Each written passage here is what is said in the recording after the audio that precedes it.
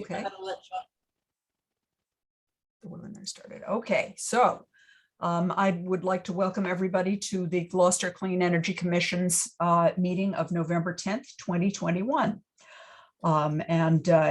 We will dive into our agenda. The first thing on the agenda is to approve any meeting minutes that may be available. And in particular, that was the September 9th and the October 14th minutes. I am responsible for September 9th, and once again, I am not ready for it. Candace, Yes. you have to read that little statement, Oh, okay. beginning statement about Zoom meetings and yeah. All right. Gemma, I will read what you just put up for me, and thank you for doing that. Clean Energy Commission meeting of November 10th, 2021. This meeting is recorded by video and audio in accordance with state open meeting law. Pursuant to section 20 of chapter 20 of the Acts of 2021, this meeting will be conducted by remote participation. Additionally, all votes taken by the Clean Energy Commission during this and future remote meetings will be by roll call vote. If there's a public comment period, if you were calling in on a phone, you can press *9 to request to speak. If you are watching on a computer or device, there is a raised hand button that you can tap or press to request to speak. Persons who wish to view are invited at, and then there's a link available that is on the city's agenda for the Clean Energy Commission meeting, or join via phone. And the phone number is US 1-301-715-8592. Now, I think I've covered everything that was in that notice. Is that, Gemma, does that look like we did the trick? Gemma? Yep, that should be fine. Okay, great. So hopping to the minutes, I do not have a draft of September 9, 2021 for folks. Apologies, but it's still in production. And Linda, did you have a draft for October 14th yet? Still in production. Okay, so we will push those guys forward to our December meeting. And then the next thing is member reports on any conferences, meetings, etc. And I have not attended anything other than that wonderful Blue Economy thing, which I think we discussed a little previously. But that was a very impressive presentation. And I know that the proceedings are available for people to watch online. I'll try to find out more about how to link into that. Linda Brayton, do you have a capsule of what you have looked at for the mayor this past month? I have a few things on the Blue Economy. Yes. I sent something, I think, to everybody a little while back with the links and the ways to watch the whole video and whatever, but I can send if everybody put a little report and the links to watch it and to read the report and so forth. Okay, great. Sounds like nobody knows what I'm talking about, so I'll send it again. Okay, so That sounds great. Go on with some of these things, little tidbits here. Besides the Blue Economy, there is from the MMA, heard about it today, this morning, there really is a Blue Communities Act that people are working on. It is very similar to the Green Communities Act, but for ocean acidification, nutrients and so forth. And rather than go on and on about it, I can send links that I didn't get a chance to send ahead of the meeting for some That of would this. be terrific. But this, to me, this is just, it's not something that's imminent, but it's certainly got potential, and it's reached the point of legislation at this point. So something has been filed with the legislature called the Blue Communities Act. Yep. Okay. Very interesting. Yep, UMass is another thing. The UMass Marine Station. This was also originally something that I connected with through the MMA, and there was a survey that was done. I don't know who else in Gloucester did the survey, but I did it, so I don't know if I got to be the only opinion from Gloucester or not. But anyway, I have the results of that. They are trying to develop the Northeast Center for Coastal Resilience. And they have this information that they've collected now. But that's the idea of it, that UMass is a hub for these various centers, and we already have we have the whole thing set up already, so that'd be terrific as far as I'm concerned. Linda, is Question, there- yeah. Linda, so when you say UMass, is that local here or is that Well, Amherst? UMass Amherst is the actual center of the sustainability environmental, I can't remember the whole title. However, the marine station in Hodgkins Cove is one of the satellites, I guess. Yeah. And they're Okay. trying to develop it and build it up. And they're doing coastal resilience research and surveys and so forth too. So they're, besides being involved in that whole blue economy initiative that they presented on, what, week or two ago, this also is going on with UMass. I mean, it's pretty, to me, it's like, this is really exciting stuff that's coming up. So we can be a blue economy and a green economy, and that would be my two favorite colors. Linda, is there any legislation connected with the blue economy stuff, such as something to fund a Northeast Center for Coastal Resilience? That piece, I don't think that's legislation. Okay. The Blue Communities Act is legislation. Mhm. I'm just trying to get my brain wrapped around all of it anyway, but I'm pretty sure that's how Okay. it's working. That it is something to do with UMass itself, but they're fundraising. Mhm. So I have followed your reports on the various things that you have done capsule summaries of for the mayor's office. And Linda, thank you very much for taking the time to review that material and summarize it. I'm just astonished at how much, that's what Gemma said, there's just so many things going on, There are. It's so many possibilities. dizzying. A couple of other things. Okay. I went to, in Candace, I had shared with you the Sierra Club and Mass Climate Action Network invitation I got to. So this was for their climate leadership fall session, and it's for municipal leaders. They have another one for nonprofits, building decarbonization and transportation. So there were three main presentations. One was Municipal Climate Action Database, which they're building. And their main areas of study are municipal leadership, renewable energy, transportation, buildings and efficiency, plastics and waste. And they figure the entire spectrum here is also environmental justice, which is involved with all of them. The second one is the Massachusetts Advanced Clean Truck Act, which is ACT, and an omnibus rule. And this is all various regulations about electric vehicles. And I can, any of this I can certainly forward the link so that people can see it too. But that's another thing going on. And then the third one is closer to what we've already been involved with, and that's net zero stretch code. And apparently the 2021 climate roadmap requires the DOR promulgate a high performance net zero stretch code for cities and towns by November 22. So the gist of it, from what I'm understanding, is that the base code will become the stretch code that we have now.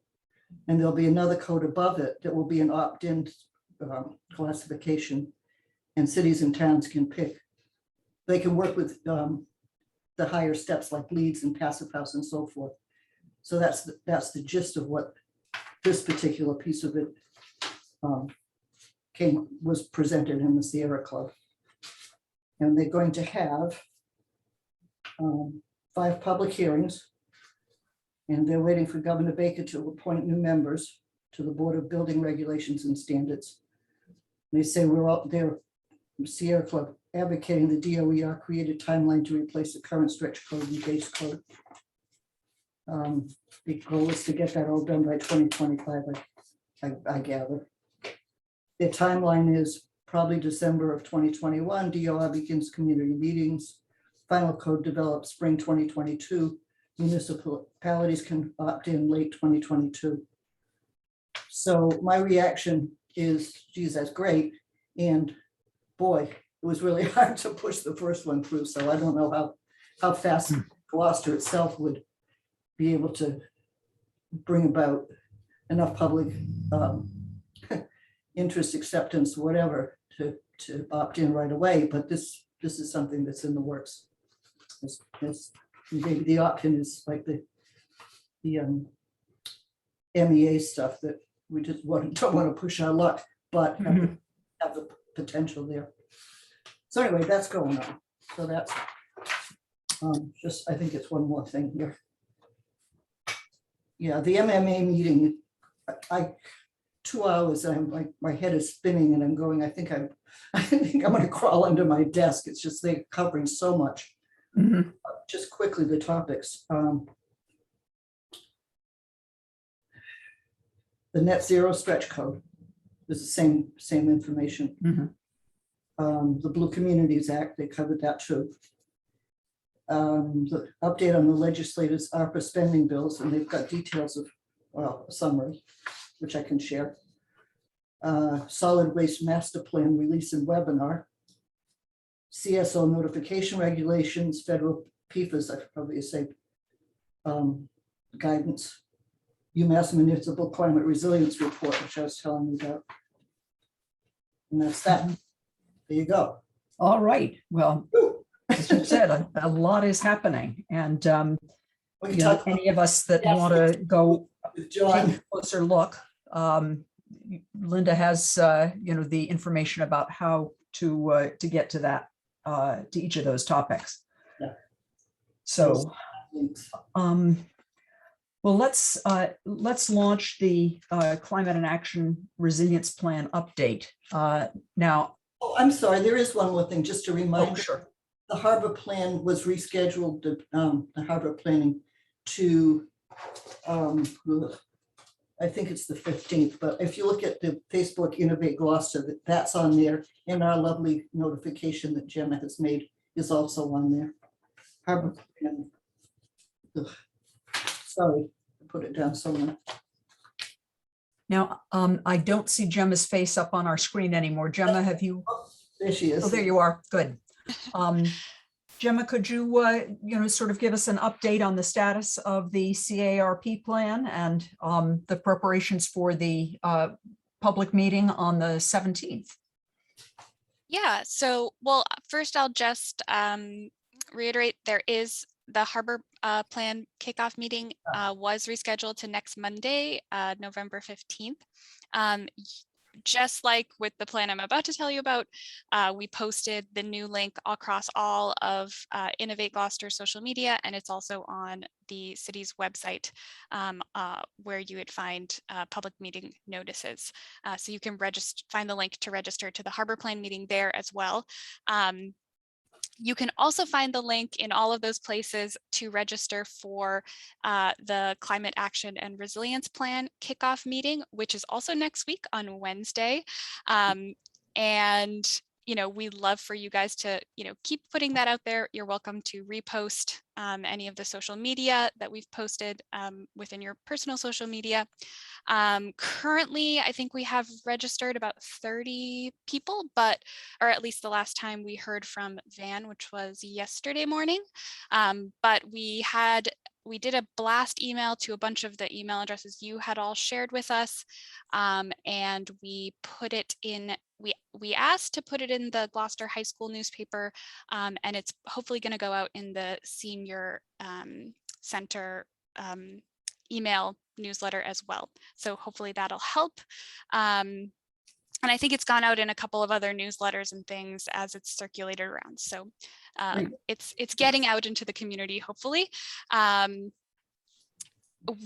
terms of the plan itself and the progress, we are very heavily in the data collection phase. So I just finished kind of wrapping up and bundling and packaging all of the data from the city to give to MAPC.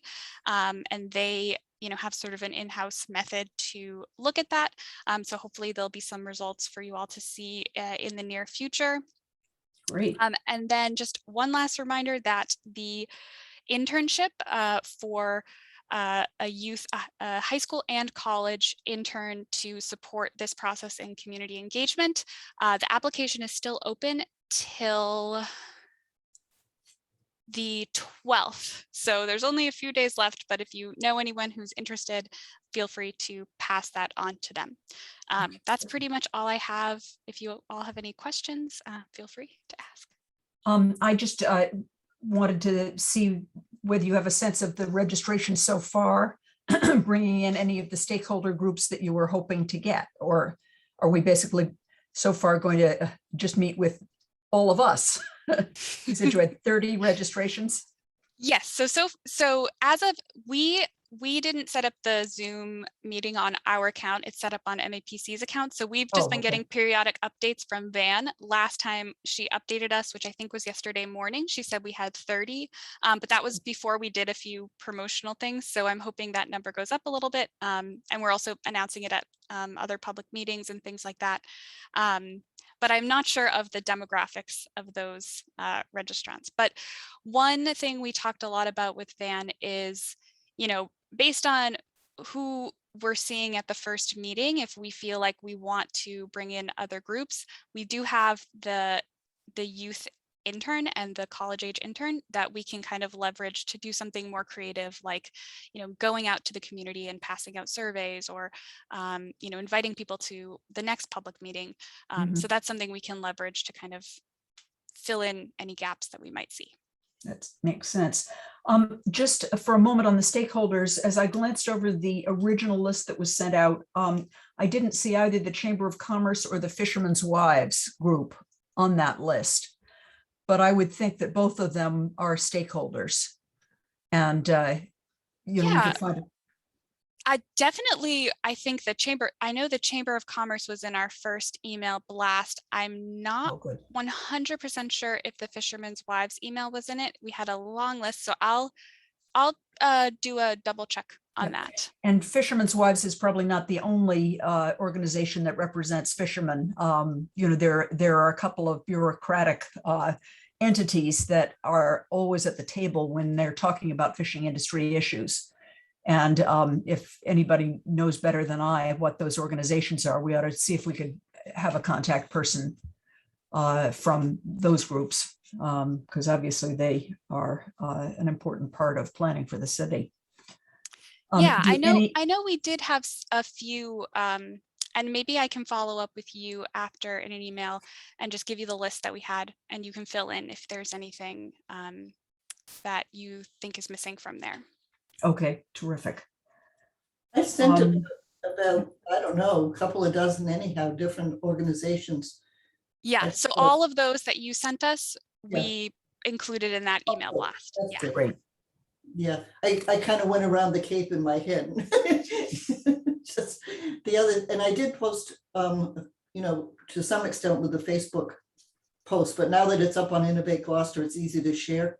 I was mucking about trying to make JPEGs and whatever's, and then Facebook crashed on everybody for a while and it got kind of confusing. But I think Cape Ann Democrats, the Cape Ann local action people, I did see that Cape Ann Climate Coalition had posted on theirs. They made their own poster, which is, I don't know whether we like it or not, but they made it as part of their newsletter. So people will see it from there. Yeah. Well, if they can sort of leverage the publicity and get us more participants, I think that is useful. Yeah, and Gemma was aware of it because I helped do the write-up for the bulletin, and we first ran it by Gemma. And that's which bulletin, Linda? In the Cape Ann Climate Coalition bulletin that was just referred to. Okay. I do have a question, and that's, I received a city notice of a meeting, and it's under the Clean Energy Commission. It's titled Climate Action and Resilient Plan Kickoff, Clean Energy Commission. So when I look at the agenda for that, it talks about, for instance, introduction of project team. How are we expected to participate, if at all, as a CEC member? Did you see that? Pardon? Where did that come from? It doesn't sound like That came from, I got it as I get any agenda from the city.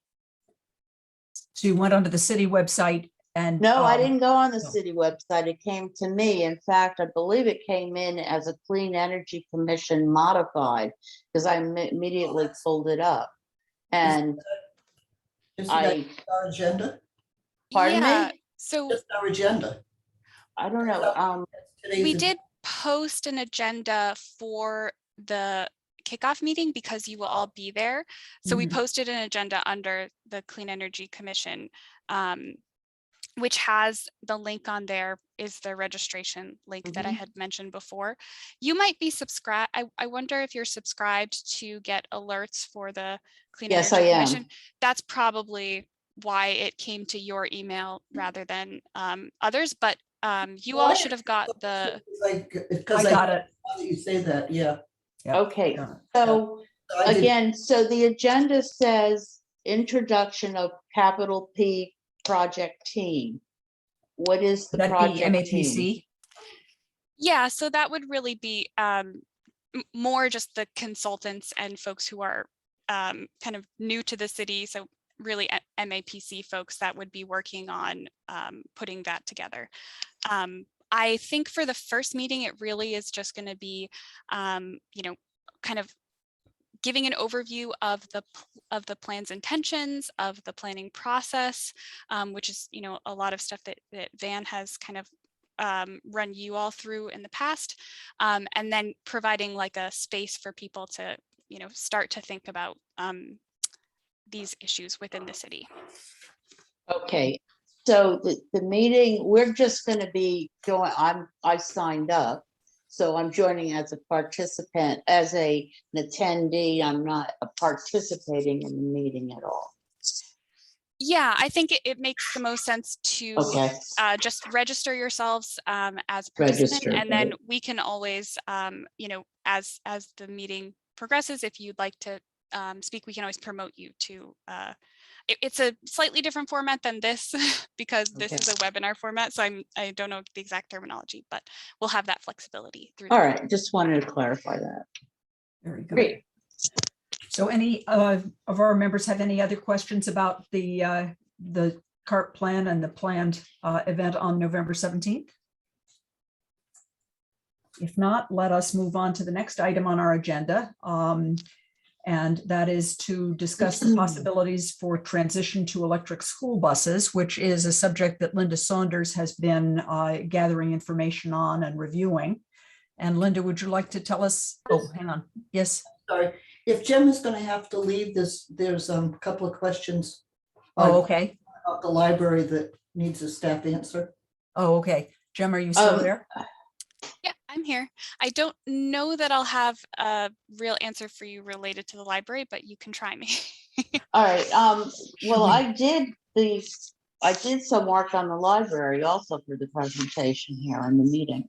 Why don't we jump to that topic, which is number 3 on your agenda? We'll do that now, and then we'll go back to the electric school buses, just so that we have the benefit of Gemma's presence. Gemma, do you have a sense of, you know, whether the project is, you know, is doing anything relative to energy efficiency and other concerns the CEC should be aware of in its plan development? Yeah, so I don't actually have a good sense of what's been happening with the library project. I think the last I'd heard, Greg was trying to reach out and make some introductions there. I don't know if that has gone through yet. Yeah, I did that. Okay. Yeah, let me give you a quick update. I think Okay. that may clarify, because Greg had sent back to me a request to contact Simon Paddock, and he's the chair of the Capital Projects Committee, which is not the committee that, just for clarification, where I first noticed the oil to gas conversion for the Saunders House. That's the Buildings and Ground Committee.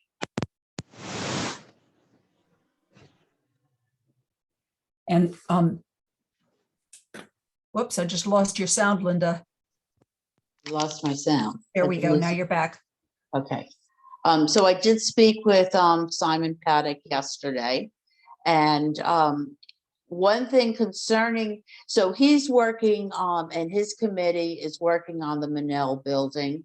And they did, as of September 23rd, which I had looked at the meeting minutes, there is a complete sustainability plan behind those minutes that was developed by Doran Whitaker and a subcontractor of theirs.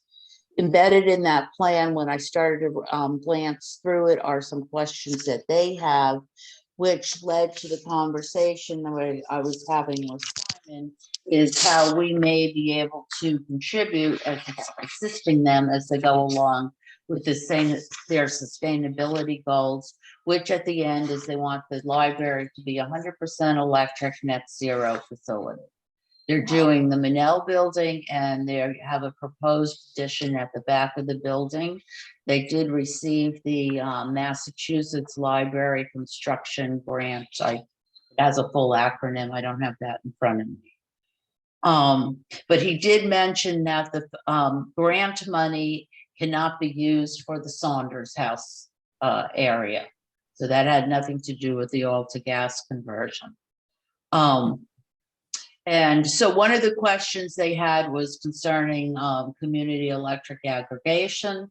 Another was the turbines and how that may work, because the library is under that schedule, but I don't know. I have not done that investigation and he didn't know anything about it either. So these are the kind of things we can start to contribute again. We did, just as history for you, Gemma, back already to 2017, we started participating. I know I did and Paul McGarry did in some of these meetings with Doran Whitaker and developing the concept when they were the library was first applying for the grant.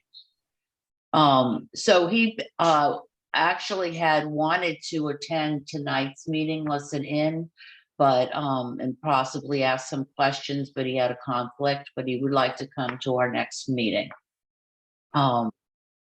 The other discussion was concerning the oil to gas conversion in the Saunders House. It was his understanding that there was some correspondence between Jenny Benedict, the director of the library, and Greg Catamatori going back on November 5th, that the oil to gas conversion project may be canceled, but he didn't have the full details of that. That was a question I was going to have for Greg tonight. And so the next step would be is, do we want to, the library was on our strategic plan, and what I want to know is, do we want to go ahead and start participating and see what we can contribute? Sure. Yeah, any comments from members? Away, I mean, we should, if we, Do they want us there? yeah. Yes, That would be, okay. that's what he said on the phone call. Well, He then it welcomes seems our like- contribution. That seems like a no-brainer, and we should offer any assistance and insight we can give them. Great. Okay, so when we say, do you want me to do the first, since I told him I would get back to him and let him know how the meeting went tonight. And so do you want me to follow up with him and continue to start, I can go to the next meeting. I can look at the most recent minutes, which are just, they're both having meetings this week. The grounds committee, I'll call it, and the capital projects committee, and then get an update on where they're at on everything. And I'll take a look more closely at the sustainability report, which it's a rather lengthy report, but I'll focus in on energy and where we may be able to contribute.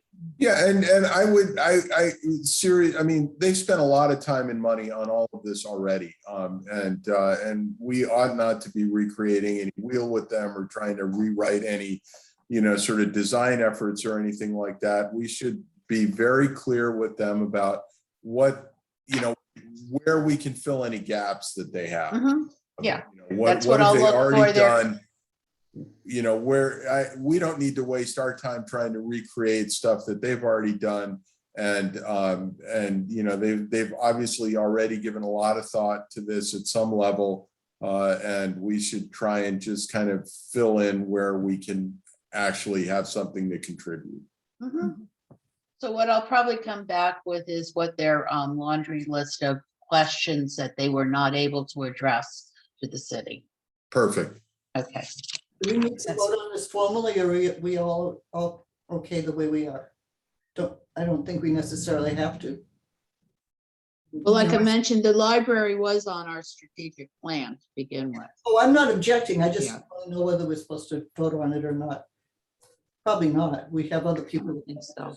As It's guests. an internal matter to further Susie, pursue, yeah, right? I don't feel strongly that we need a vote to I'm just- corroborate it. Okay. Okay. And Linda, you started off, you said you had some staff question or concerning the library, which is why we jumped on the agenda. Oh, Oh, just that oh, Gemma Jim was is still leaving. here.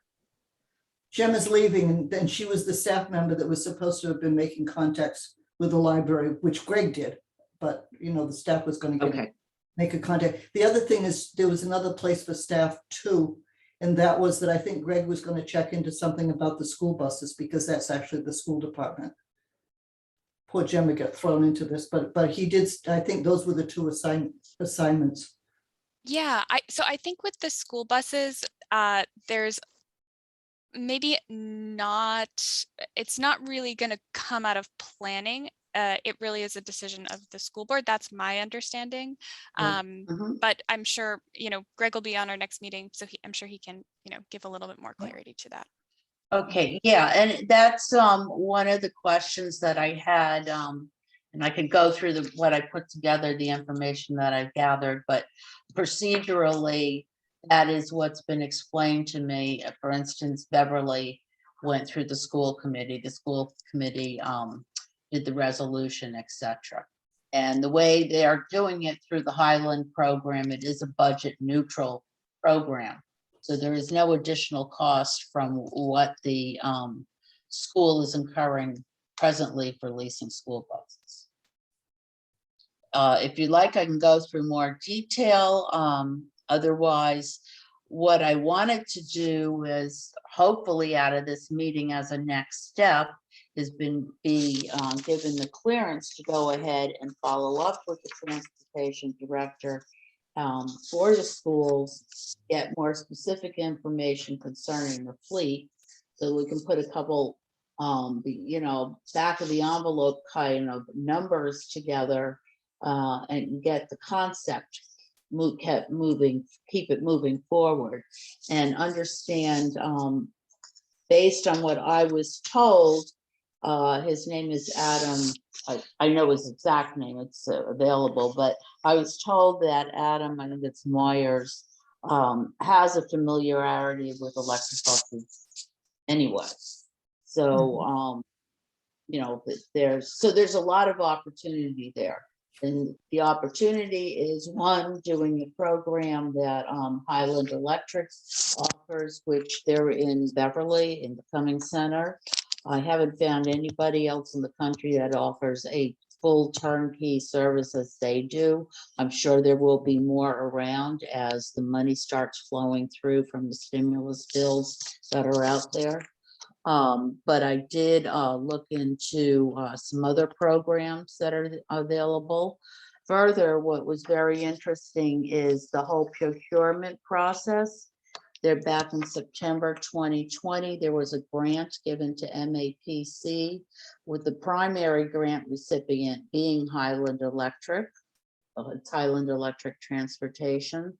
And the mission is twofold. MAP's mission under that grant is to develop a procurement program that hopefully from what I'm reading, is similar to, a group procurement like we did for the electric aggregation. In other words, to avoid anyone having to go out through a competitive bid process.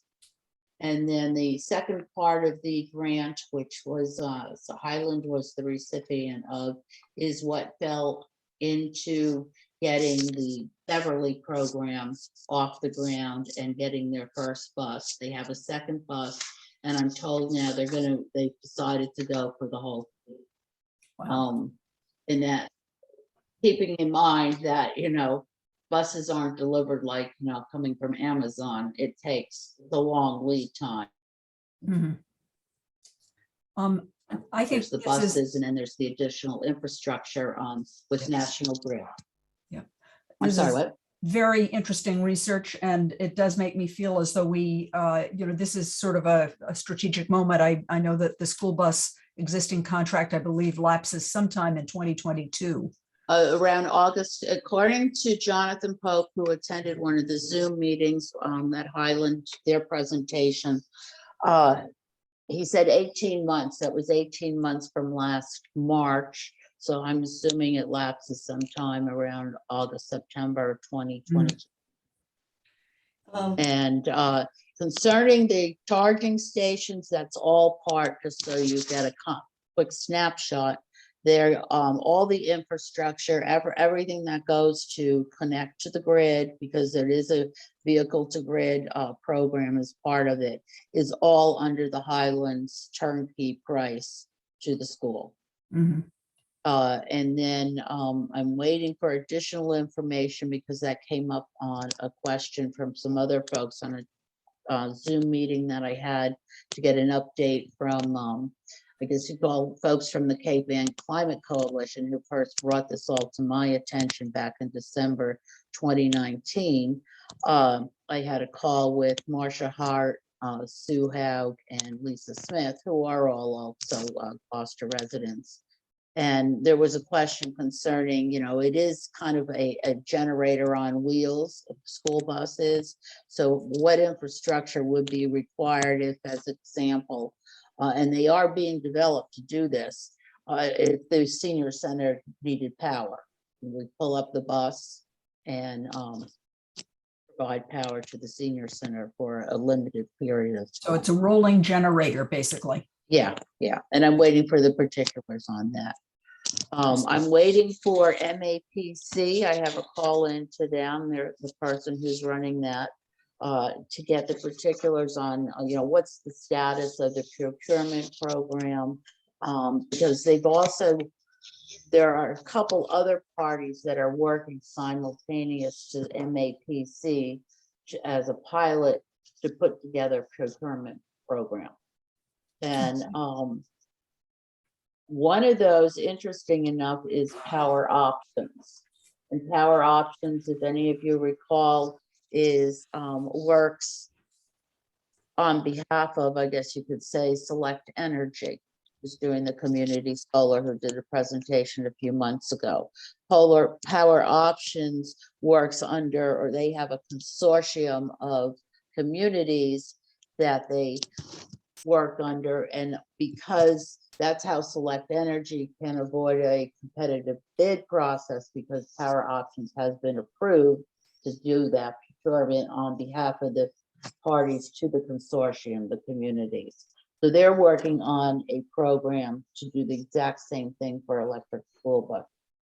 Very interesting. Yeah, I mean, there's a lot out there. I did, there's the Vermont Energy Investment Corp is working on a program, albeit, it is Vermont, but I've looked at a lot of the colder states because of concern about the buses and the heat, which I could explain to you. But there are a few school districts in Vermont that have electric buses. I listened to an interview, this is Miami, with the Miami School District. It's going on all over the country. Mhm. It's one of the biggest concerns is the demand for buses versus the ability to manufacture them quick enough. And then, you need programs like Highlands program, because electric buses, $300,000 to $400,000 versus a diesel that's $100,000 to $150,000. And then there's the cost for the infrastructure for the charging. But the whole program, it's an open pro forma type project. So one can determine exactly where the money's coming from, where it's going, how it's applied. And, in order to avoid inertia of, if I sign something up today and there's all this money potentially coming down the pike, will I be able to take advantage of it? And the answer will be yes, because it will be as buses are put onto the program. So if 2 years from now you're at another 10 buses, you're entitled to get more grants for those buses. There's a lot of intricacies to the program. I think it's an excellent program. And it's Beverly only has everything good to say about it. Concord, which is because their municipal utility works a little bit differently, but they can't speak more about electric buses. You know, there's the climate, you know, the environmental impact consideration, the economics over the long term, because you're pretty much going to be doing about a 10-year term contract. But it'll cover everything: batteries, tires, wipers, anything you can think of. Is that the total cost of operation will actually be less over the term of the contract than what you're currently paying for lease payments for what we lease our buses for, our lease payment plus the cost of fuel in addition to maintenance. So that's how it's set up. It's to be budget neutral. So I went to several of those meetings too, and I absolutely agree. It sounds spectacular. And the only bureaucratic thing that I can think we might just stop and figure out how to go right now. It is a school department thing. I don't know. I think it might make sense to have somebody from community development, at least initially, work with this to make sure that the transition, it's not transition, so make sure nobody's stepping on anybody else's feet. Absolutely. Now, what it did occur, because Gemma started out that it was her understanding that this doesn't fall necessarily under community development because it is school, Right, and exactly. I reckon, which is why I didn't call the director of transportation. Yeah. You know, who am I to call him? However, the mayor is on the school committee, and we do report to the mayor. Oh, yeah. No, Perhaps I the mayor understand. can this make link. the introduction and say, you know, whether it's me or whoever, since I've done a lot of the research, will call the director of transportation to open up the dialogue. Yeah, however she thinks is the best way to connect with the school committee. Mhm, I mean, she would know the politics better than any of us would. certainly. So how do we approach the mayor, Candace? Well, I think that we can either approach through through a city councilor or just contact her directly as, you know, as a board. I think that if we're going to reach out to her, we should agree among ourselves what it is that we'll be asking. There were a few of us that did attend a hearing, a school committee hearing, to just introduce the idea of electric buses. And there was some interest on the group, but, you know, it's been several months since that. Linda Saunders, I think you were on that call, and maybe Linda Brayton, were you on it as well? I don't think that one. And Jonathan Pope was on some of the Zoom Yes. presentations, Yes. but he's not there now. Right. And John Chris Mostel. Tarr was actually on some of the two of the presentations. Yes, I recall.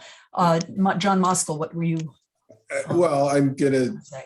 you know, I think we're going through an administration change in the city right now. And so reaching out to the current mayor is, I think, probably not the path we ought to be going forward. None of this stuff is going to happen tomorrow. And we ought to be waiting until the new team gets in, gets their sea legs, and bringing it up with them, because you've got a whole new set of counselors, a new mayor, you know, working through the old channels when they've only got 2 months or a month and a half left. This, I think, is not a good use of our time. The only other way we might be able to get started on it. What's the rush, Linda, I guess is my point. You know, Yeah. nobody's going to be Well, the getting electric contract's up. buses this year. And so, Contract's running out. It's, you know, that's. that'd be Okay, which difficult. Linda are you addressing the question? to, I'm sorry, John? Linda Brayton. Yeah. I don't see any. So let me just to- say one thing, that community development would be the other way to just make the linkage. And that, I think, is maybe more appropriate for us to do than to go straight to the mayor. And that could start now. And it could just be an ongoing thing that way, and we don't have to get into the complications. Yeah, fine. yeah, it just, let's not get out ahead of I ourselves. agree with you on the first part. I mean, it's just too complicated the other way, but there is another way to do it that's quieter and it's already begun. Yeah, And that's- I can say just- that at community development, we, it's like I said, it's very much is within the school board, but we can certainly, just like we did with some of the other things you guys have worked on, we can certainly, make those introductions. Yeah, Okay. that's the phrase, make those introductions. Mhm. Officially, we would like, you guys to talk to each other. That kind of. Yeah, so Gemma, if someone, I mean, if you want me to pursue this, I've done a lot of research on it, but it's still in the mode of research and fact checking. And I Yeah, I would think we like need to to, look. Sorry, go ahead, Linda. I would like if if you want me to pursue this, is give me the introduction to the transportation director so that when I call him, he knows who I am and why I'm calling. Other than that, I'm continuing a lot on my own. I'm going to be speaking to Beverly to talk about a little bit more on how they worked their approval process through the school committee. And I was told that they're going to be going for the full fleet, and I just want to get an understanding of, their present status. I only have it as of the spring at the time. And then Highland, just so you know, will make a presentation to the Energy Commission, the school, or wherever it needs to be when we think it's appropriate. And again, I think the MAPC link and finding out the status of that procurement model is also important. And then thirdly, or fourth, power options.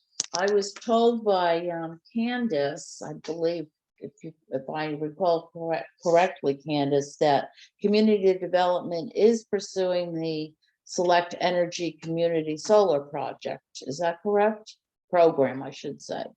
I think that pursuing is probably too strong a word, but my understanding is that Greg had communicated with the people from Select and said that if they had a proposal, that the appropriate way to deal with it would be through the implementation of the CARP plan. In other words, rather than being its own separate topic off in left field, that the possibility of some additional solar on municipal buildings would be something that would be pursued as we talk about how we're going to reach the goals that are set by the CARP plan as a city. And one of the ways might be to generate more electricity using municipal roofs or parcels. And But it was going to be in the context of the CARP plan. well, I think that if we want to talk about the CARP plan, a big factor of that is resilience, right? And both, I mean, if we are, the buses, maybe leasing makes the most sense. If we're talking about our actual resilience as far as energy, I know there's probably no money to do any of this, but getting a lease of a company like Select, and I've worked with Select and they do a lot of solar, but they're just basically leasing our rooftop. We basically get a little bit of power from them, but it's not really an investment in our resilience as a town or our solar production. It's essentially leasing your rooftop for another company to come and make money off your rooftop and give you a little bit of a discount on electricity. So I'm not saying it's not the right move.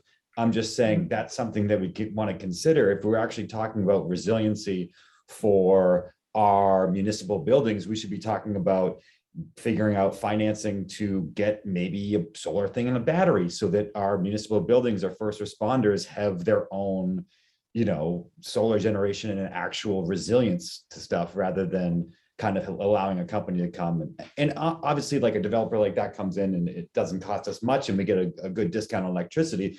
But if we want to move forward to making our, say, first responders, the fire department, if we want to actually make them more resilient, we should be thinking about investing in a solar array and a battery for them. Or, a generator may make more sense financially. Right now we could transition, but again, if we're talking about overall resilience in our independence as a community, leasing out roof space to a solar developer might not be the move, just something to Mhm. consider. Mhm.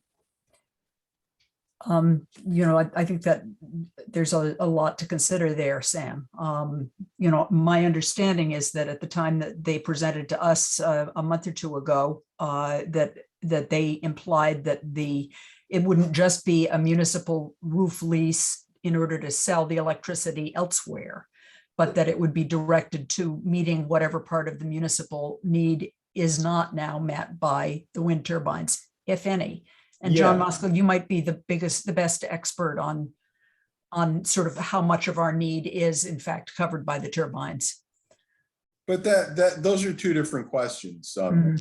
And so, there's one that's sort of an electric delivery gap and trying to fill that with a particular source of energy. And the other one is, how do you keep the lights on when things go south? Yep. And keep public safety facilities open and functioning. One they're trying to address, and everybody's trying to address these things because they see a way to make money at it. And that's completely separate from what Sam was talking about with regard to, and resilience is one of these things that's bandied about and overused and has 30 different definitions with 30 different people. That's what all these developers coming in trying to sell you something are going to say it's more resilient. And we have to look at it through the lens of what is our definition of what resilience is, and how are we going to build that out? Can we just wrap up the subject of school buses? All right, I didn't get to, if I could just quickly. The only reason I brought up power options was not to pursue a conversation on community solar. I was told, and I guess I misunderstood that Candace has said, that community development was working with Select Solar Select, or whatever their name is. And the reason is there's the connection to power options, Mhm. that in order to work with them, you have to join the consortium. Mhm. And if the consortium is going to offer A, possibly solar, and now B, possibly electric school buses, I just wanted to pursue as the fourth follow-up item is to check into power options.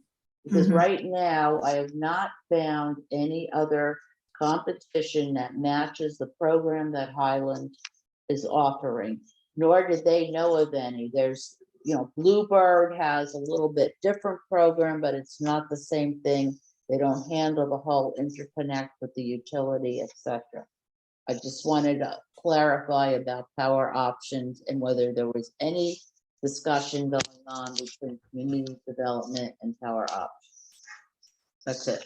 So maybe what we can do to tie this up and make our next steps, or this is the school committee's bailiwick. But, and I think that community development, and possibly to the level of Jill Cahill, will want to have something to say about how the two groups meet or don't meet. But it just occurred to me that maybe there would be a time when we could have kind of a training, everybody learn and get on the same page and understand what it is, where it's just the school people and clean energy for one educational session Mhm. or something, and to decide how can we, same with what we're doing with the library, how can we help? But it is theirs. I mean, if they want to pick Highland or Solar, whatever their pacer, whatever it is, I mean, that's up to them. Maybe we should see if that company wants to do a presentation to both us and the school committee or something. Yeah, like Yeah, they said exactly. anytime. Exactly. And Highland, from what I listened to myself and what Linda heard, I mean, I really think that it's going to end up they're the only game in town that makes any sense. But that's not my decision. I listened to one of those videos as well, and I think that there's a lot of good things about electric school buses. And I'm not trying to be skeptical, but I am skeptical of anyone doing that in that lease model. And they on the one that I saw, they were talking about how they can sell back the electricity once they described that as a perk. And the reality, what I I asked a question or something like that. And the reality is they charge with the infrastructure, they charge their batteries on the buses. And then at the end of the buses, they discharge the battery from the buses out to the grid. And then that's how they get income. So I'm not Mhm. saying like, if we're already leasing our bus fleet, maybe leasing an electric fleet makes a lot of sense. But I think that we have to take, this lease company, they're making money somehow. And Well, no, but Sam, it's a vehicle to grid program. It's a program that National Grid has under the Connected Solutions program that the city is participating in already. It's that all of that is revenue, projected revenue on a vehicle to grid program will be accounted for in the stream of revenue required to pay for the buses and everything else that goes with it over the term of the agreement. Beverly already did take advantage, very small amount this summer of the vehicle to grid. They only had one bus at the moment. So that is something that is absolutely available. Yes, money can be made. There will be projections. Like I said, it's open book, I specifically asked them. How are okay, you running yeah, the I'm not numbers? saying that maybe it makes a lot of sense. Maybe the numbers work. I'm just saying we have to be very particular about some of these numbers because a lot of I know the Connected Solutions program, and if we don't own the buses will be discharging in the Connected Solutions program. And maybe if we don't own the buses, might not be getting the incentive for discharging. No, for Highland those- gets the incentive. Yeah, The exactly. incentive, Highland has the contract with under the Connected Solutions. We're starting to get into particulars. I don't think you wanted, I've done a lot of this research And and I did write it out, but if we're not gonna go into that much detail tonight, nitpicking it's gonna get confusing. sorry, I wasn't trying to nitpick. Yeah. All I'm trying to say is that in situations like this with these lease agreements, they're very complex. There's a lot going on, and they're selling them in a way to try to make them sound great in all sorts of ways, because ultimately they are selling them. I'm not saying it's not a great plan. I think it makes a lot of sense. But I'm just saying we want to be unfortunately critical and look at these agreements and make sure it's the cost effective, it's the right move. Yeah, absolutely. We're not jumping into the, deep end right now. No, and We're I'm not just saying doing you research. are, and I appreciate all the work you're doing. And I'm just saying that I'm just. And I saying that actually sometimes- have, over my career, I've done a lot of rolling stock finance contracts. So, yeah, I'm familiar with the ins and outs of how that all works. So, who owes Okay. what? So does wasn't it make, saying- go ahead, Sam. No, it's fine. I think it's a great idea. I think we should look into it. Okay. Do you think that we should try to arrange a joint meeting with the school committee to hear a presentation from the Highland folks? If they want us, it's a. No, I don't think we should be doing anything with the school committee yet until somebody approaches them, That's Yeah. right. whether or not they're at all interested in this. I think we're going in circles here. Let's sort of Yeah, close. if I out how to thought we move left on. it that someone from community development will make an introduction. It may be as simple as calling the director of transportation, Adam, and say. Okay, you may fine. get So let's phone make a call. motion that community we ask community development to reach out to the school committee about the idea of electric school buses and close this out. Perfect. All right. Okay. Jem, if you're still there, does that make sense to you? Yeah, definitely. Okay. Very good. Well, Linda Saunders, again, thank you so much. Both Lindas are spending a lot of time doing research to help us move forward on things, and I appreciate it very much.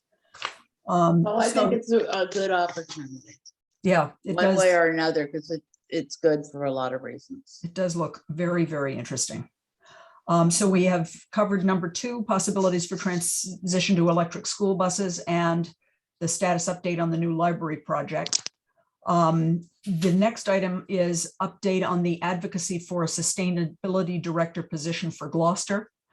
And this is the one moment when if Gemma is still with us, I know that there may be somebody from Town Green and this is not something that relates to either the EPA or the Harvard Graduate School of Design projects. It is something that Town Green and the Cape Ann Climate Coalition have been discussing independent of those projects. If there is somebody from either CACC or Town Green out there ready to comment on the work that they've done looking into a sustainability director position, I would love to hear from said person. Gemma, how do I find out if there's someone in the waiting room, so to speak? Yeah, I see two hands up, Marcy and Valerie. Are either of those? I would think maybe both would be interested in talking to us about that. Can we recognize them to speak? Yeah, do you want to allow Valerie's at the top of the list? I'll allow her to speak first and then we can go down the line. Okay, that sounds good to me. And do we see them come in as panelists or? Yep, so Valerie should be in as you can see her Yeah, it looks screen. like she has talking permitted. Yep, and she's not muted, so Valerie, you should be Can able you to hear me, speak. Candace? I'm Yes, here. I can. Thank you. I can hear you Actually, very well. Marcia Hart is prepared to make a presentation on the sustainability director, but I appreciate that I raised my hand.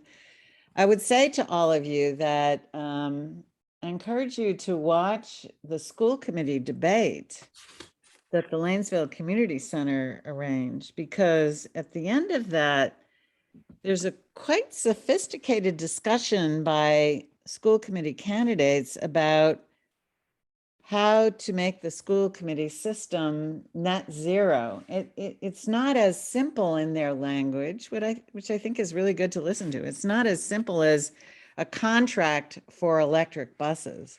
Mhm. They talk about not only their school buildings, but also even as far as a transportation regime of trying to shift kids from their parents driving them to the school to walking or getting them on school buses. And they are also expressing a lot of interest in having citizen groups come to them. And I encourage you all to watch that debate because you'll get a sense of the new school committee members and the complexity of how they're already thinking about achieving net zero goals in many ways, beyond just the question of the electric school or bus contract. And I found it quite encouraging, and I'll send it to you, Candace, and maybe you can pass it along.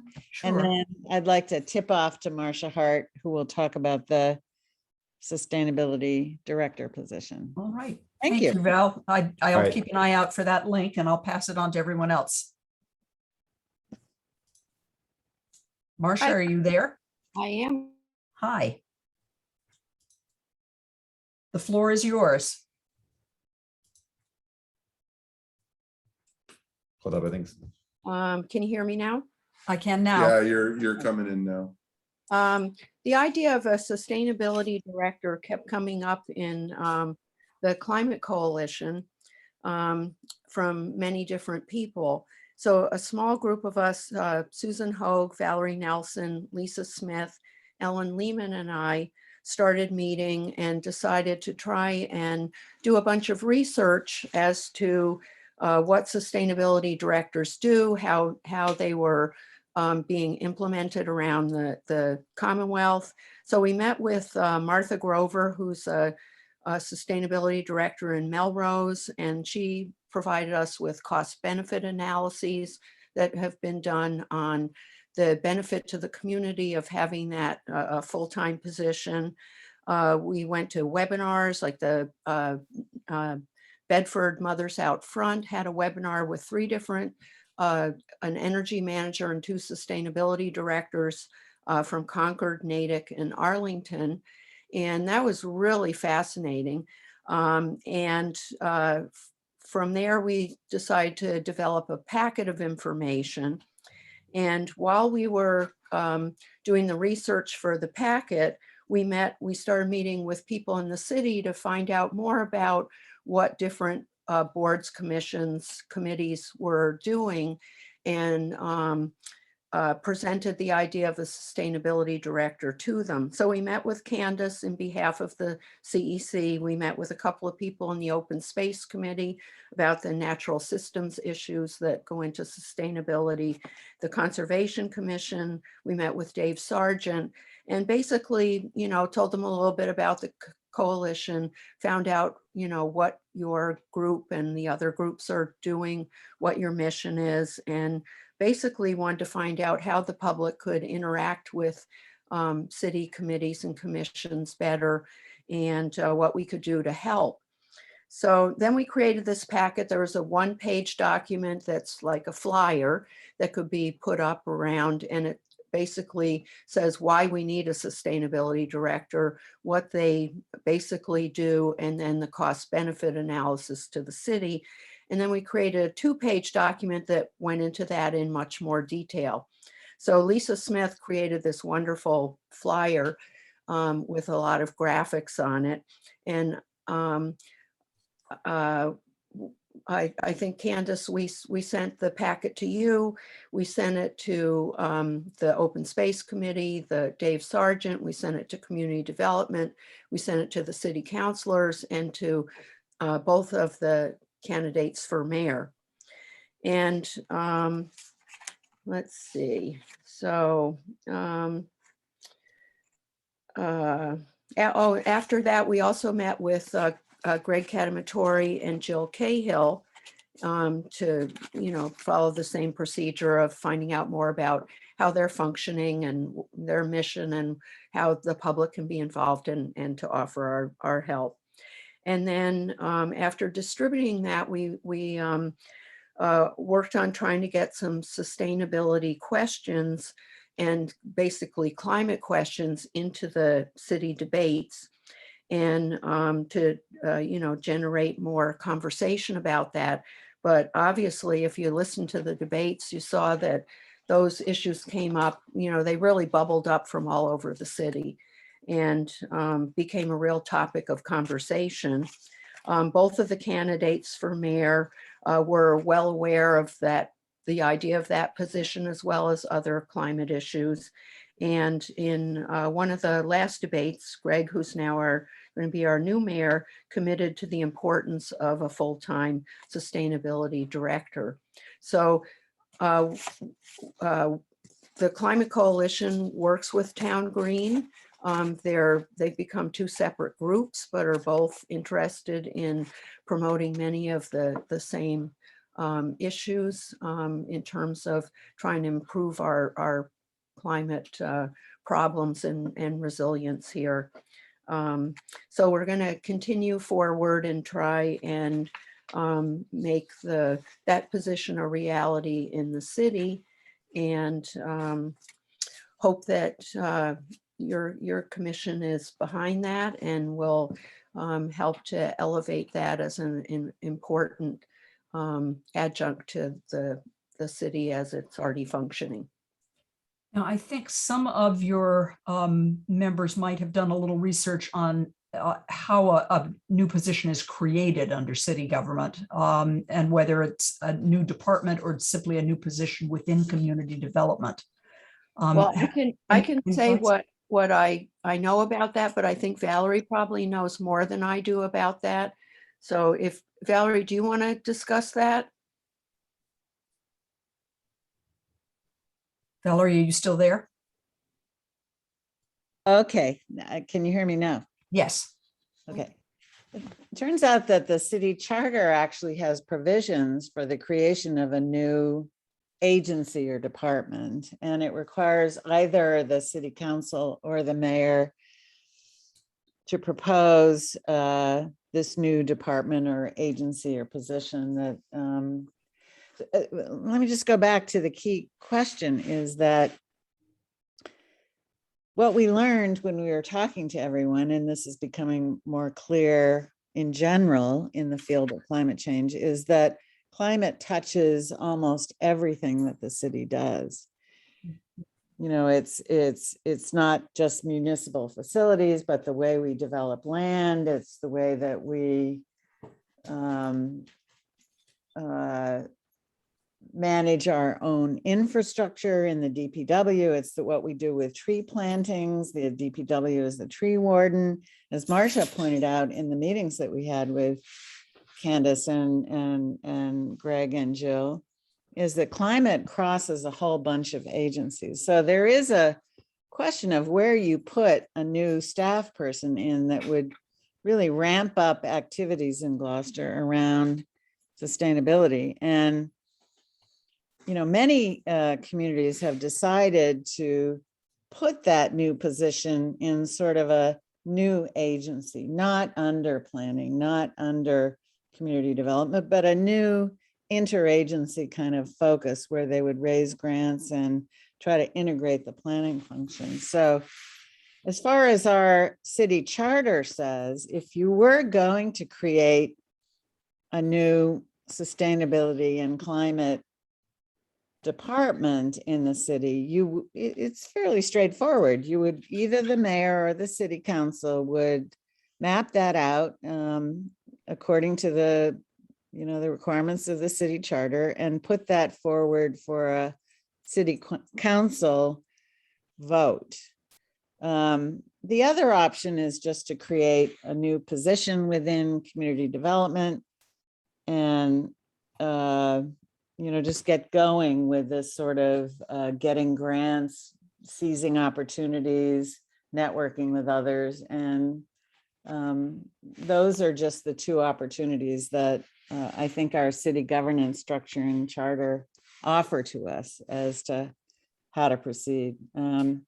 Other communities have gone the route of going back to their core charter and ordinance structures and creating a new sustainability department, and in our case, climate and positions. But, you know, we also have the alternative of just creating a new staff position within community development. So that's what that conversation has been. Is there any knowledge on how to create a new position? Does that require a city council vote as well? It may not. Okay. Okay, board members. And if I could just add, Candace, I think the presumption is that this is serious enough that going forward, it's worth taking the time to create a new senior level position around sustainability and climate. But we are in a moment where large pools of federal funding are appearing. There are tremendous opportunities for securing grants and funding streams. And the argument for just acting immediately would be that we need you know, full-time staff within the city to max out on American Rescue Plan, infrastructure funding, making sure that the revenues that are out there coming at us are put to good use. So it's a complex question. I don't think it's an easy answer, but to be pursued. Mm-hmm. Well, thank you for bringing us up to speed on what's been discussed.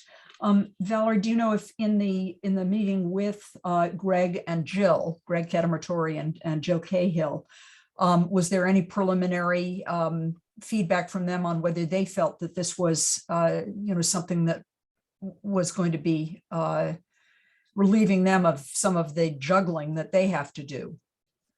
Right now, they're basically doing all the resilience and climate planning that you know. Well, I think Marcia can weigh in also, but I was definitely left with the impression that they want more staff and more resources, that the challenges are great and the opportunities are great, and that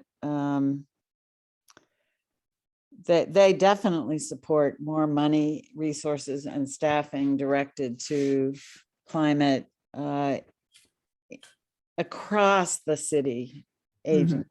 I think they understood fundamentally what Marcia and Susan and Ellen and Lisa and I were presenting. So I think that they would back, whether it's within community development or a new agency, that they would definitely back allocation of more resources and tapping into the new federal and state money coming down over the next year or so. Great opportunity and need. Question is how best to seize it in the moment. CEC members, any thoughts on next steps for us? I think that. I have you- just Yep. one comment. Mhm. And that is the key, as it was started out, and I'm probably Marcia, when she first started speaking about this, is the cost benefit analysis for the position. It more than pays for itself, whether you have one person or two people available with the amount, especially the timing at the moment.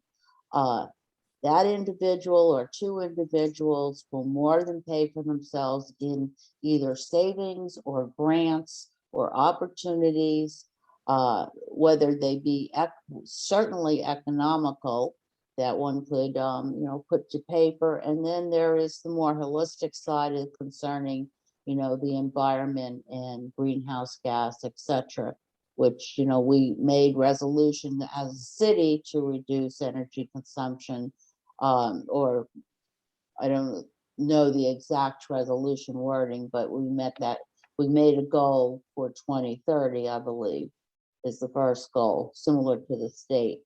And again, that cost benefit analysis, I've taken a look at several of them, and have talked to Martha Grover also.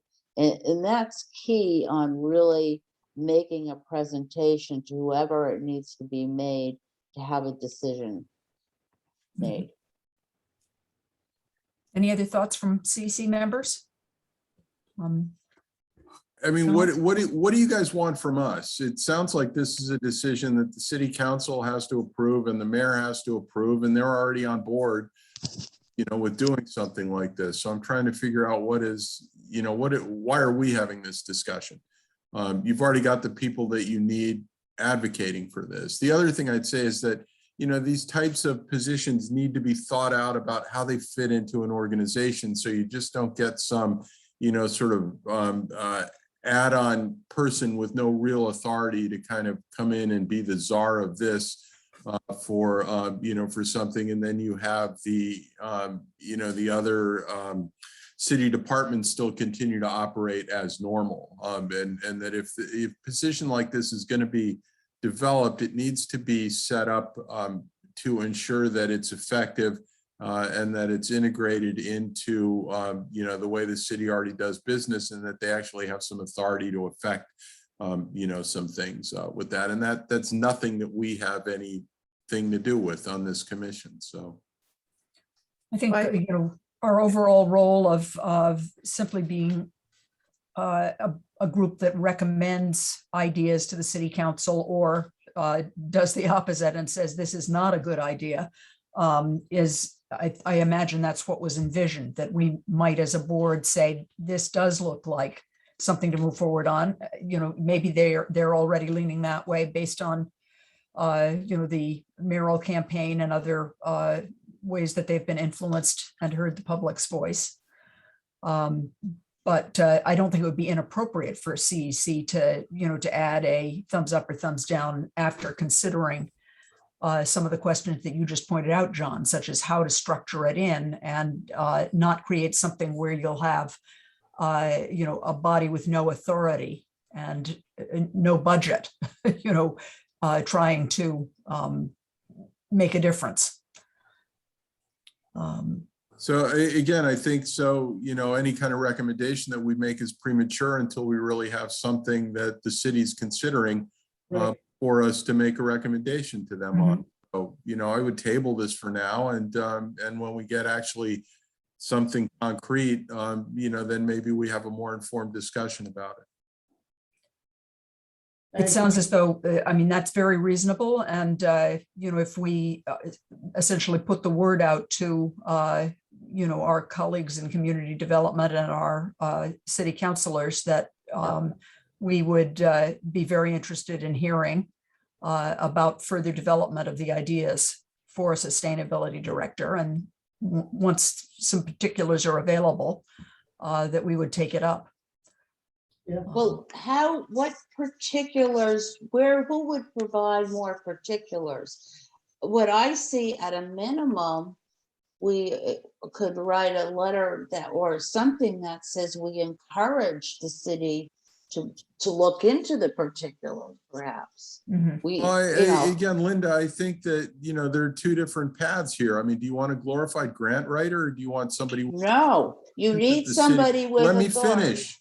Let me Okay. finish. There's, Ask your question. are you looking at somebody who is just in a position in an office writing grants? Are you looking at somebody who is leading a newly created department? Are you looking at somebody that is an add-on to the community development department?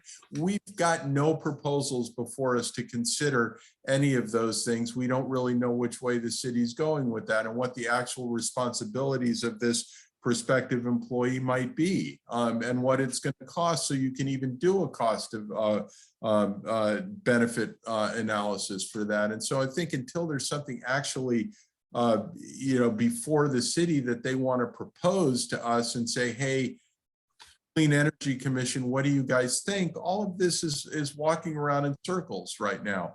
Is it potentially a good idea? Yeah, it's potentially a great idea, but we don't really have anything to consider yet. And so I'm just suggesting that when and if the city of Gloucester comes up with an idea for a position and or a department or some hybrid thereof, they bring it to us and ask us for a recommendation, and then we take the time to consider it. So John, Okay, Valerie, if I'm still on, I think the point would be that you all collectively have a lot of insight about what some of the options would be, and that as part of the discussion the city might be making and the coalition and Town Green might be having, your insights on what routes to follow could be helpful. And instead of asking everyone else to make the decision and then you react to it, if you have any thoughts and recommendations or insights, everyone would appreciate, because you've been around for many years and you've watched the city, engaged with the city, know the issues. What do you think? That's, I think, the opportunity that you have to weigh in on the conversation. that's right. It's a little bit chicken and egg. Are we the chicken or do we wait for the egg? The city does have Exactly. professionals that do these things, write job descriptions, work out ordinance, figure do out we have where a- this fits in the budget. It's not something that we can just like assume that there's no talent in the city that actually knows how to do this. Mhm. We've already been flooded with a bunch of information as far as I can figure out. If they're not, just let's ship it all to them. But I agree it's premature for one thing, because they're doing a transition. But Mhm. Linda, if It's you as absolutely the gonna have to committee be the have next no administration. thoughts or insights to I think contribute. we have other stuff we've got to do until the. Okay, transition I get it. happens. I really do. Yep. I think it's a great idea. We all agree we should have something like this. But the next administration is going to have something to say about it. And the next council. And we could say, hey, we think this is great. It's another situation. We're here to help. We're not here to just run the train here. Thank you for that. Yep.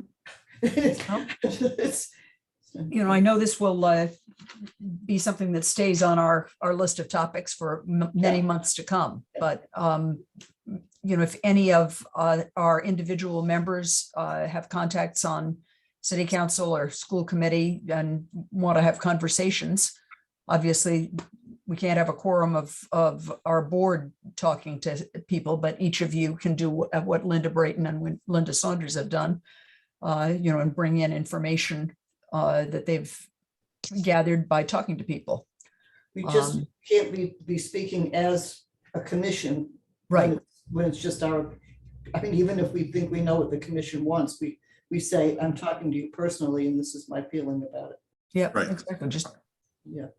John, you were going to say? No, I was agreeing with Linda Brayton. Okay. Okay. Well, that essentially takes us to the end of what we had scheduled. Oh, wait a minute.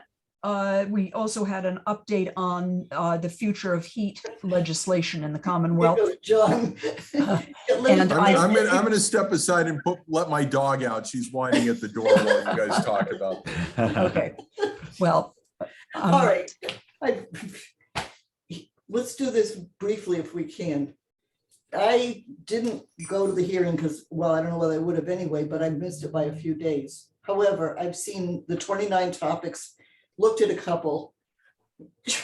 Yell loud. The one thing that we maybe should be particularly aware of is that Bruce Tarr has something in the hopper there. And that may be someplace where we really have something that probably is very rational because Bruce Tarr, and he knows his stuff. And his two sections, an act ensuring public safety at natural gas site. Mhm. And this has been his thing all along since the explosion. Bruce Tarr has one he likes, John. I'm sorry, what was I that? said Bruce Tarr has one out of this 29 that is, he's got his name on. Two Oh, dear. paragraphs, that's it, public safety. Just I mean, this thing has got, it's a huge package of all kinds of proposals. You didn't like particularly the one that, some people like. We don't need to get into it. We just need to be aware that there are 29 different acts that are up. Just Right. a joint committee meet on. And John, if I understood your thoughts from what I read, you were basically reminding us that the natural gas delivery system and the whole economics of it is a vast piece of public works, and that nothing is going to happen quickly or overnight if you are trying to move that battleship. It's incredibly interconnected and complicated. And a lot of the analysis that I'm seeing out of a lot of these groups about how quick and cheaply you can transition away from this is detached from the reality of what it would be like. Mhm. I think we could certainly look and see if some portion of the 29 points, the 29 different things that are coming up under the heading of this future of heat legislation are realistic and good first steps. But I hear you, John, that it's not something where we throw out a recommendation and somebody starts to collapse a system that's so interdependent with our economy that it creates a new Well, there are a lot of problem. safety and environmental problems that you could be creating, Mhm. as a law of unintended consequences. And I just, this sort of stuff, again, is I think needs to be a little bit better thought out before we start getting engaged with it. Mhm. Yep, the original question was, hey, where do we stand on this? To which I foolishly perhaps waded in to see where we You stand. pressed send, I think. I That think I did. was- Well, it's in the joint telecommunications utilities and whatever. Sadly, a lot of these people actually don't understand the utility Yeah, business. I believe it. I believe that I don't understand a lot about it, so. Yeah. But let's say there is a thing going on that's very large, apparently, looks to be, under the umbrella of national Right. gas legislation. Well, it's certainly worth It's an keeping an update. eye on things as they develop in that area, because it's definitely important to our mission. Yeah. I have just one clarification, Mhm. just to close the loop. Am I on speaker here?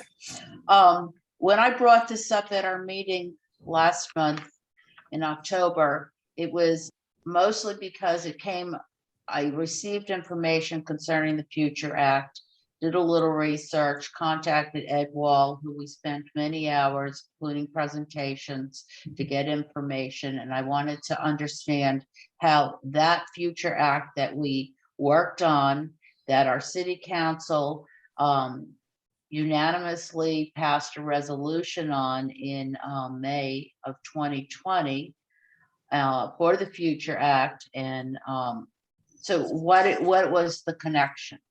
That was the reason I brought it up. It wasn't necessarily to pursue anything. It was to gather the background, to understand how that act related to the present act. And there, you know, there seemed to be 3 different acts out there, all with similar names. That was the purpose of bringing it up to begin Mhm. with. Anybody have any comments on that? I do remember, that we did forward to the city council and the mayor a recommendation that they support the legislation that Ed Wall had presented to us. They passed a resolution. I have Yes. it right here. Yep. In May 26, 2020. Great. And I think a large part of that was to basically address a lot of the natural gas leaks, right?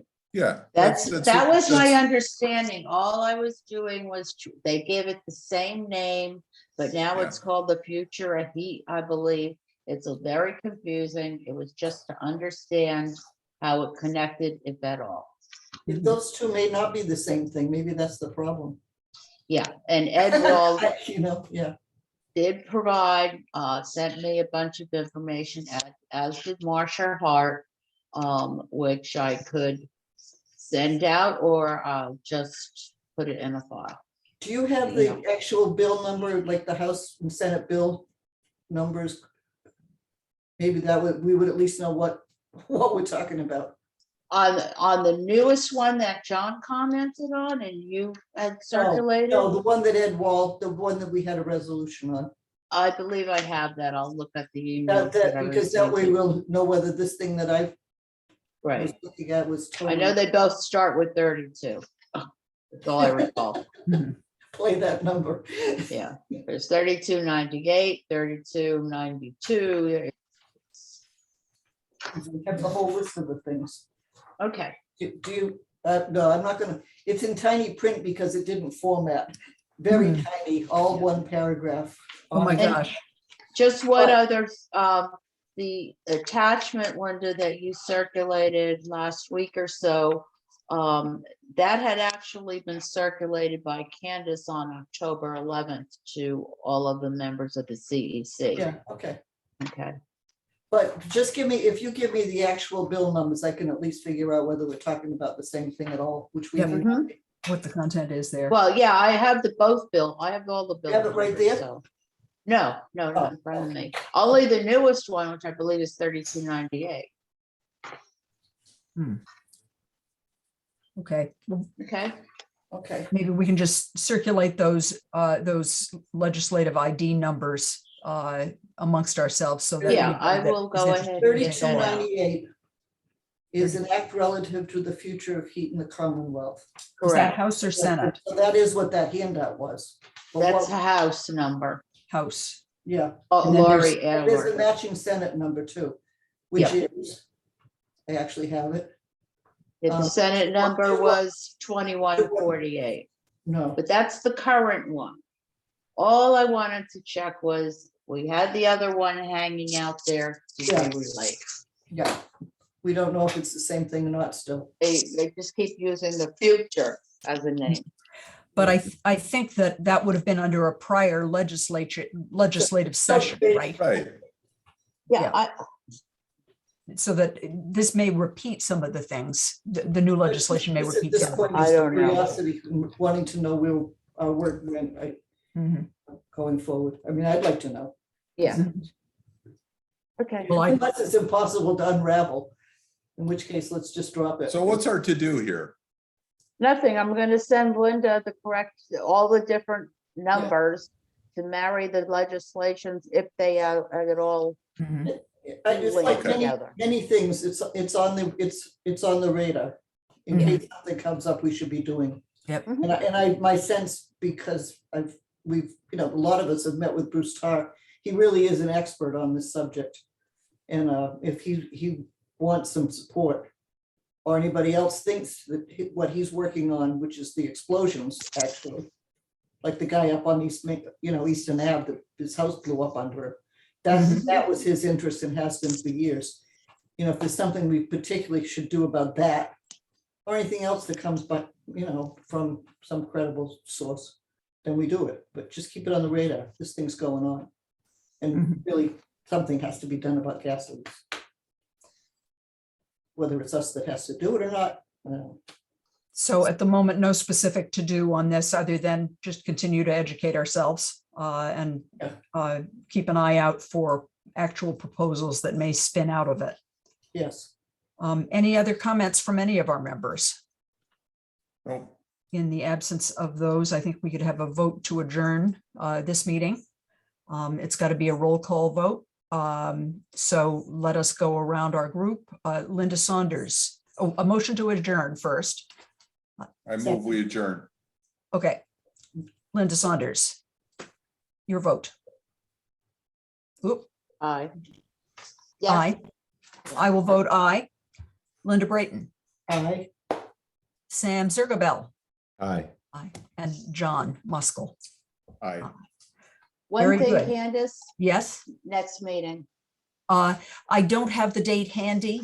Gemma, if you're still there, do you, maybe she's not still there, but Oh, it's pre-scheduled, isn't it? yeah, it was I'm here, part of this. actually. What was it you needed? The date of the next session, the next CEC meeting, which had been geared to MAPC's schedule so they could participate if they wished. Yes, let me look on my calendar very quickly. There's a December.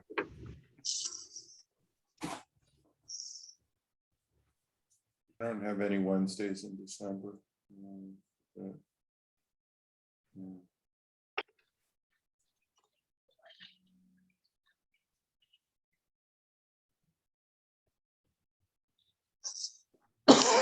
Excuse me. Any luck, Gemma? I've got 12-9 written down. Sorry, just have to scroll through a bunch of, what was it that you thought it was? I've got 12-9 and a little post-it in my calendar. December 9, let me see. Unless it's changed. Yep, I have a hold for Clean Energy Commission on December 9th. Thank you for That's that. what I have. Okay, What There we time? go. that would be 5 o'clock. Yeah, I think we don't have a time on the hold yet, but we usually do 5, is it? Yes. Mhm. And by the way, that's a Thursday and not a Wednesday. So if Okay. people could keep that in mind and see if they're free. And I will be asking you in a couple of weeks just to confirm that we have a quorum. All right, everybody. The vote to adjourn was unanimous, and I wish you all a wonderful evening. Good night. Good night. Thanks. Night. Right. Good night. You be the last to leave. Make I sure will. I'm Yeah. waiting. I want to see those little lights go out. Yeah. I will not depart until I see you all gone. Okay. Now I will leave, except where's the leave screen? And